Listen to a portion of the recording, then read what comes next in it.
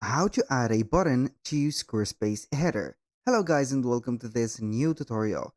In today's video, I'm going to show you how you can add a button, also a clickable button, into your Squarespace header just with a few steps. So the process is very easy. You're going to head over the account or your account of Squarespace. So basically you're going to sign in and then you're going to visit the dashboard of your account or the account dashboard, obviously.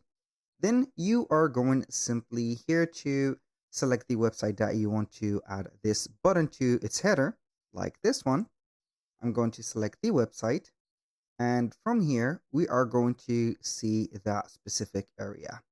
So this is the editor of Squarespace. So here you're going to see the website itself, the pages, and etc. Now, here you're going to click either on the website or any pages that you want to see the header of.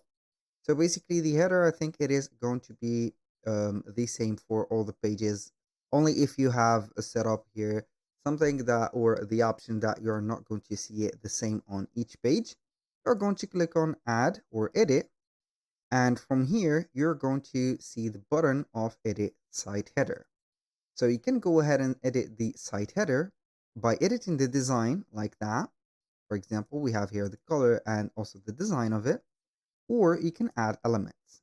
And from these elements, you have buttons, social links, cart, account, and language switch. So in our case, the button is going to be activated. So I'm going to deactivate it and see here the difference. And if I want, I'm going to make it activated.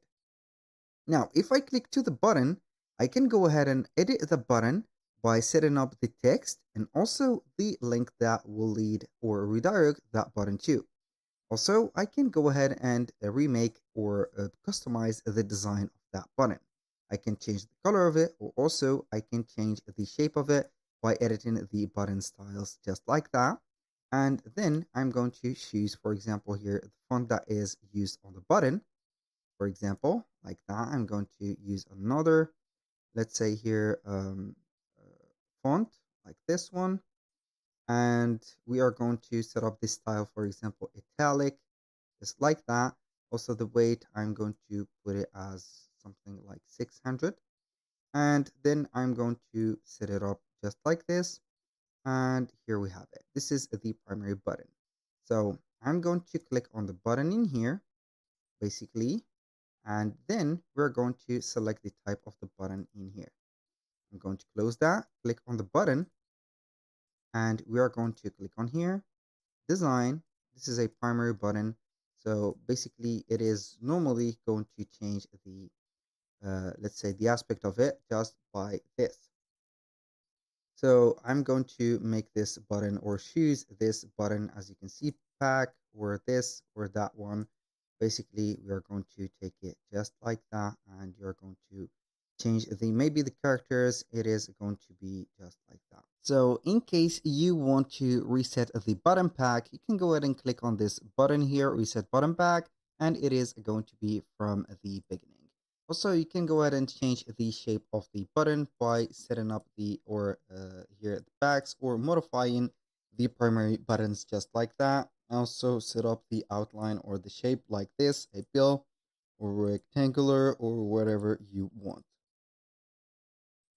Also, you can use the fills or no fills just like that. Basically, that was pretty much it for today's video.